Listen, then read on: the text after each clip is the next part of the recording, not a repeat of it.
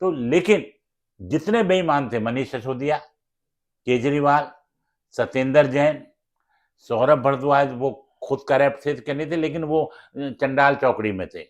हम लोगों ने पुलिस की लाठियां खाई, हम लोग इनके पीछे गाड़ियां ले लेके घूमते थे। सबसे इन्होंने पैसा कमाया, इन्होंने पूरी हिंदुस्तान में रायता फैला दिया। इन्होंने गुजरात एक एक कभी गुजरात भाग रहे हैं। मैं तो बड़ा ईमानदार हूं, मैं तो साधु संत हूं। कहीं वो बीजेपी के पिच पे जाकर खेलना चाहते थे, यानी हिंदुत्व का मुद्दा लेकर चल रहे थे। मुसलमानों के क्षेत्र में वो रैलियां नहीं करते थे, मुसलमानों का नाम नहीं लेते थे। कहीं ऐसा तो नहीं कि हिंदुत्व की पिच पर वो जाकर के हार गए। बहुत स्वागत है आप सभी का नदीम की बात में। मैं नदीम अहमद शेख। दोस्तों, दिल्ली में विधानसभा चुनाव हो चुके हैं और नतीजे भी आ चुके हैं। जिस तरीके से पिछले 10 सालों से यहाँ पे आम आदमी पार्टी की सरकार थी, आपको पता है कि अन्ना आंदोलन के बाद अरविंद केजरीवाल ने बड़े बड़े वादे और किए थे और बड़े बड़े उन्होंने नारे लगाए थे। उनका कहना था कि जैसे ही दिल्ली की सत्ता में हम आएंगे, लोकपाल बिल लेकर आएंगे, और तमाम भ्रष्टाचार के शीला दीक्षित सरकार पर उन्होंने आरोप लगाए थे। यूपीए की सरकार हो या शीला दीक्षित की सरकार हो, दोनों सरकारों पर अरविंद केजरीवाल ने बड़े बड़े आरोप लगाए थे। लेकिन हुआ यह कि 10 साल के शासन में उन्होंने फिर न कभी भ्रष्टाचार का नाम लिया, न जन लोकपाल का नाम लिया। और 2025 के विधानसभा चुनाव में दिल्ली की जनता ने उन्हें एक बार फिर से विपक्ष में भेज दिया है। हमारे साथ इस वक्त चर्चा करने के लिए मौजूद है मशहूर समाजसेवी और वरिष्ठ नेता वसीम अहमद गाजी साहब, और उनसे जानेंगे कि आखिर ये पूरी कहानी क्या है। गाजी साहब, आपका बहुत स्वागत है। आपका बहुत बहुत शुक्रिया। 2015 में दिल्ली की जनता ने 67 सीटें दी और 2020 में 62 सीटें दी, और 2025 में सत्ता से बेदखल कर दिया। क्या वजह है? देखिए, ऐसा है कि आरएसएस और केजरीवाल और उनकी जो टीम थी उस वक्त, उसमें किरण बेदी भी थी, उसमें प्रशांत भूषण भी थे और बहुत सारे लोग थे। लेकिन उसमें जो अच्छे लोग थे, जैसे प्रशांत भूषण थे, योगेंद्र यादव थे, आशुतोष थे, मनीष खैतान थे, हेगड़े साहब थे, बहुत अच्छे अच्छे लोग थे। इन्होंने क्या किया कि बहुत चालाकी से उनको यूज तो किया करप्शन के खिलाफ, भ्रष्टाचार के खिलाफ। लेकिन जब वो अन्ना हजारे का जो मूवमेंट था कामयाब हो गया, तो बहुत चालाकी से उसने, केजरीवाल ने कब्जा कर लिया। यहाँ तक कि उसका जो संचालन करते थे कुमार विश्वास, उनको भी उन्होंने साइड में कर दिया, क्योंकि केजरीवाल बहुत चालाक आदमी है। और जितने भी ऐसे लोग थे जो सेकंड रो के लोग थे, जैसे मनीष सिसोदिया हैं, गोपाल राय, इस तरह के लोग हैं, सत्येंद्र जैन हैं, जो थोड़ा बेईमान किस्म के लोग हैं, उनको उन्होंने साथ ले लिया और उन्होंने अपनी गवर्नमेंट बना ली एक बार।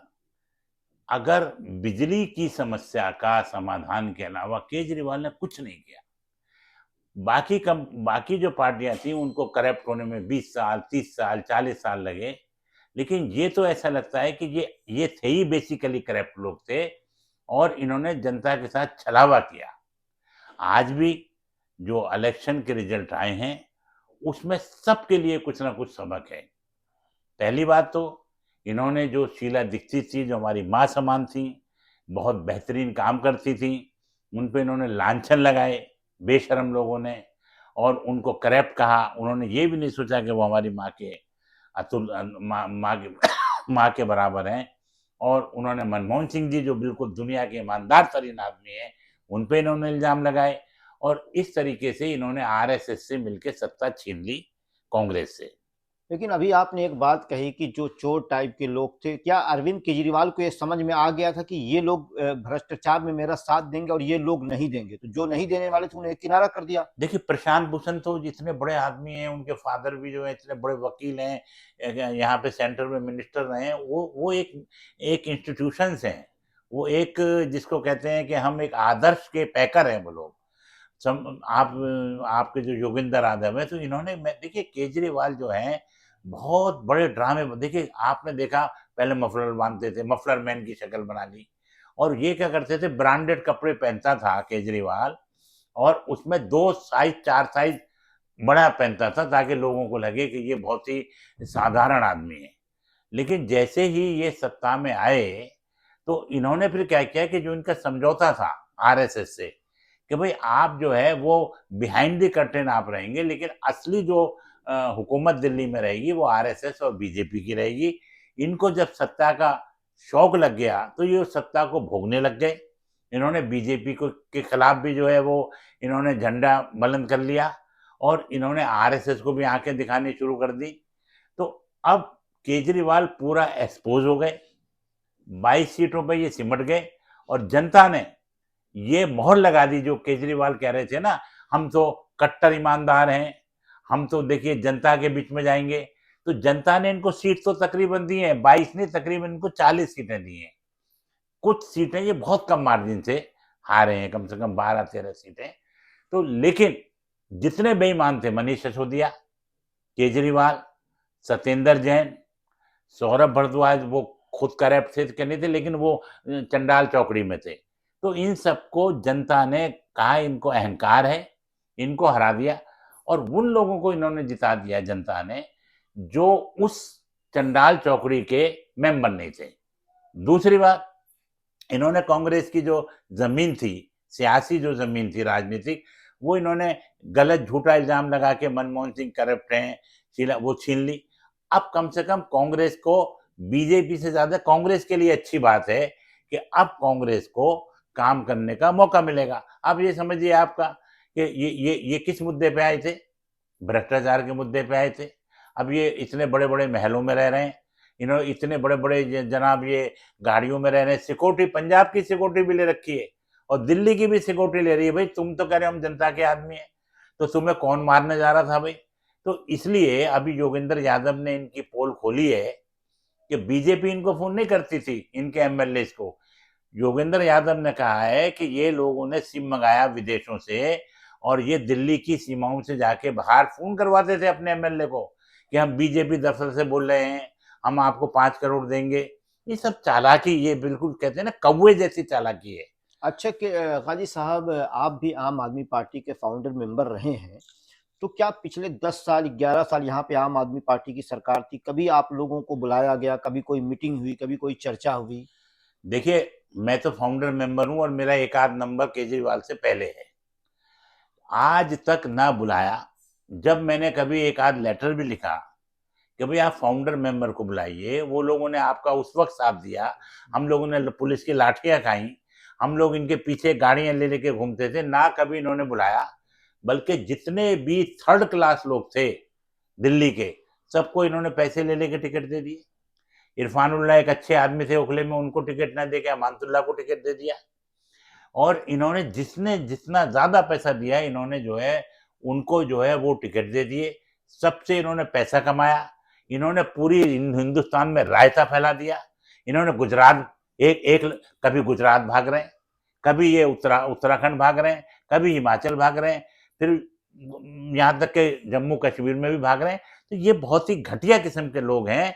ये चाह रहा था केजरीवाल। अब बताइए, नरेंद्र मोदी लड़ रहे हैं बनारस से, कोई प्रधानमंत्री के खिलाफ कोई खड़ा नहीं होता है। एक हिंदुस्तान की ये संस्कृति है, संस्कार है कि जब कोई दिग्गज खड़ा हो, अगर कोई अपोजिशन लीडर खड़ा हो, नरेंद्र मोदी खड़े हो या आपके अमित शाह या आपके जो होम मिनिस्टर हैं, जो आपके डिफेंस मिनिस्टर हैं, उस तरह के लोग खड़े होते हैं या राहुल गांधी खड़े हो, तो हमारी ये एक सभ्यता है कि हम उनके खिलाफ मजबूत कैंडिडेट खड़े नहीं करते हैं। लेकिन इन्होंने क्या हुआ, बनारस भाग गए। भाई बनारस आप क्यों भाग गए? आप तो दिल्ली की सेवा करने आए थे। तो केजरीवाल बहुत चालाक आदमी है। और सबसे बड़ा जो खुशी की बात है, वो भले 22 सीटें, लेकिन केजरीवाल का हारना बहुत जरूरी था। क्योंकि अगर केजरीवाल जीत जाते तो कहते साहब मैंने तो शराब घोटाला किया ही नहीं था, मैं तो बड़ा ईमानदार हूं, मैं तो साधु संत हूं। और तीसरी बात इनकी हारने की बात यह है कि ये बीजेपी से भी ज्यादा जो है ये हिंदुत्व का मुद्दा उठाते हैं। इन्होंने कभी भी जब फसादात हुए उसमें इन्होंने उन लोगों का साथ नहीं। मैं ये नहीं कह रहा हिंदुओं को नुकसान हुआ, मुसलमान, लेकिन इन्हें जांच बैठानी चाहिए थी, अपनी इंटरनल रिपोर्ट लेनी चाहिए थी, किसकी गलती है। जो लोग परेशान थे उनको कैंप देते, मुआवजा, इन्होंने कुछ नहीं किया। बल्कि जब शाहीन बाग में जब सीए और एनआरसी पर जो वो हो रहे थे, धरने प्रदर्शन हो रहे थे, तो ये उसके खिलाफ था, कभी गया भी नहीं और बोला था साहब जो जो लोग उसमें शामिल हो रहे हैं उनको अरेस्ट करना चाहिए, और मैं होम मिनिस्टर होता तो 24 घंटे में उनको अरेस्ट कराता। तो ये बिल्कुल फालतू बकवास आदमी है और अब इसका गेम खत्म हो चुका है। कांग्रेस, अब जो मुकाबला होगा नेक्स्ट, वो कांग्रेस में और बीजेपी में होगा।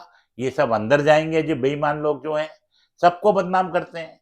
अरे भाई, बॉन्ड बॉन्ड जो अगर लिए हैं तो उसका सुप्रीम कोर्ट में हो गया संज्ञान, अब आप उस पर क्यों बोल रहे अच्छा हो? गाजी साहब, अगर हम बात करें पिछले 2 चुनाव की, तब तो अरविंद केजरीवाल विकास की बात करते थे और बहुत सारे मुद्दे थे, लेकिन पिछले 5 सालों में देखा गया कहीं कहीं ना कहीं वो बीजेपी के पिच पे जाकर खेलना चाहते थे, यानी हिंदुत्व का मुद्दा लेकर चल रहे थे। मुसलमानों के क्षेत्र में वो रैलियां नहीं करते थे, मुसलमानों का नाम नहीं लेते थे। कहीं ऐसा तो नहीं कि हिंदुत्व की पिच पर वो जाकर के हार गए? नहीं नहीं नहीं, वो इसलिए नहीं आ रहे हैं, वो इसलिए इसलिए तो देखिए ऐसा है, आप किसी की पिच पिच पे रहिए, आप हिंदुत्व के रहिए, आप ओवैसी की पिच पे रहिए, वो मुद्दा हिंदुस्तान में है। हिंदुस्तान के लोग ये चाहते हैं कि हमें क्या मिला। तो अब ये हर, जब इनसे बात करो बिजली की बात करो, 5 साल के बाद कुछ और भी काम करोगे ना। जब इनसे बात करो अस्पतालों की बात करो, जबकि अस्पतालों की हालत बहुत खराब है। मोहल्ला क्लिनिक अस्पतालों की हालत खराब है। स्कूलों में इन्होंने कुछ बड़ा काम नहीं किया है। अरे भाई, आप कहते हो हमने स्कूलों में इतना काम किया, तो आए किस लिए थे भाई? इसीलिए तो आए थे। अब ये जो है लोगों को ऐसा ताना देते रहते हैं। हाँ, बिजली में जो इन्होंने काम किया है उसकी वजह से इनको काफी जो है वोट भी मिले हैं और ये 22 सीटें भी मिली हैं। बाकी अरविंद केजरीवाल के जमाने में आप रजिस्ट्रार ऑफिस में चले जाइए, आप ट्रांसपोर्ट में चले जाइए, आप कहीं चले जाइए, सबसे ज्यादा करप्शन अगर है तो केजरीवाल के जमाने में हुआ है। और ये लोग जो है अब दोबारा यहाँ पर आएंगे भी नहीं, इनकी पंजाब गवर्नमेंट भी अब जाने वाली है, क्योंकि भगवंत मान को ये बहुत सता रहे थे। इन्होंने वहां से उगाही करते थे, इन्होंने अपने लोग बैठा रखे थे। अब वो भगवंत मान को भी बहुत खुशी हो रही है कि ये हार गए, ये उसको बहुत परेशान कर रखा था, उससे उगाही करते थे ये। तो अब वो भी वहां पर भी बीजेपी की गवर्नमेंट भगवंत मान के साथ बनेगी, क्योंकि बीजेपी के पास अगर एक एमएलए भी होता है तो वो अपनी गवर्नमेंट बना लेते हैं, ये ऐसा रिकॉर्ड है। लगता है कि अगले 5 साल दिल्ली में अब जो केंद्र और राज्य की लड़ाई होती थी, वो लड़ाई ना देख करके हम यहाँ विकास देखेंगे, जनता के मुद्दे पर बात होती हुए सुनेंगे? देखिए, लड़ाई तो केजरीवाल ने जबरदस्ती कर रखी थी। शीला दीक्षित 15 साल नहीं, उसमें गवर्नमेंट अटल बिहारी वाजपेयी की भी रही, दूसरे लोग भी रहे, कभी लड़ाई नहीं हुई। मदन लाल खुराना 5 साल रहे, उसके बीच में उस 5 साल में साहब सिंह वर्मा भी रहे, सुषमा स्वराज भी रहे, कभी कोई लड़ाई नहीं हुई। ये तो लड़ाई जबरदस्ती करता है केजरीवाल। अरे भाई, आप जो काम है वो तो आप करो। क्या एलजी ने कभी मना किया कि आप सफाई मत करो? एलजी ने कभी मना किया कि आप कूड़ा मत उठाओ? एलजी ने कभी मना किया कि आप जो रजिस्ट्रेशन होते हैं, ट्रांसपोर्ट होते हैं, उसमें आप रिश्वत बंद मत करो? जब इन्होंने ये लगा कि अब हमें काम जो है हमारी बस की नहीं है, हमने शराब घोटालों में लग जाना है, हमने सत्येंद्र जैन के उसमें लग जाना है, हम तो इन्होंने क्या किया कि एलजी को बदनाम करते रहे। मैं मानता हूं कि एलजी ने भी कुछ इनके साथ नाइंसाफी की है, लेकिन भाई जो आपको करने को था वो तो करते। हम भी तो दिल्ली में रहते हैं, हमें तो कभी कोई दिक्कत एलजी से नहीं है, हमें तो किसी डिपार्टमेंट से दिक्कत नहीं है। हम सिर्फ ये बात मानते हैं कि आपको अगर 100 काम करने थे, आप 90 काम कर देते, लेकिन आपने कोई काम किया नहीं। आप शराब घोटाले में लग गए, आपने बड़े बड़े स्कैंडल किए, आप 200-200 करोड़ के मकान में रहने लग गए।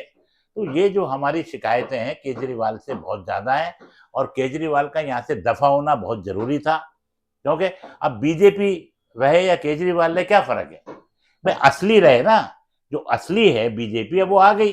केजरीवाल नकली यानी बीजेपी आप थे। मान रहे हैं कि केजरीवाल बीजेपी के ही एक परछाई थे? परछाई नहीं थे, आरएसएस की जड़ में थे। वो परछाई तो बीजेपी हो गई थी दिल्ली में इनकी। ये तो इन्होंने बड़ी साजिश करके, अन्ना हजारे जो चोर है, उसने देखिए कैसा वो चुप हो गया। उसके बाद उसने जो गौ समान मनमोहन सिंह और शीला जी हमारी माँ समान, उन पे इल्जाम लगा दिए उस चोर ने, अन्ना हजारे ने, और इनको ले आया केजरीवाल को। अच्छा, अब जब केजरीवाल ने आ गया पावर में तो अन्ना हजारे इनको गाली बकने लग गया, क्योंकि ये तय हुआ था कि केजरीवाल पावर को आरएसएस को दे देंगे। वो कब्जा करके बैठ गया। ये है असली लड़ाई। हमारे साथ मौजूद थे वसीम अहमद गाजी साहब, जिन्होंने देश की राजनीति को बहुत करीब से देखा, समझा और परखा है, जिन्होंने अरविंद केजरीवाल को कहा जाए तो पीछे से एक सहारा दिया, लेकिन अरविंद केजरीवाल सत्ता मिलते ही अपने तमाम साथियों को भूल बैठे, जिसका नतीजा आज दिल्ली की जनता ने उन्हें यहाँ की सत्ता से बेदखल करके दे दिया।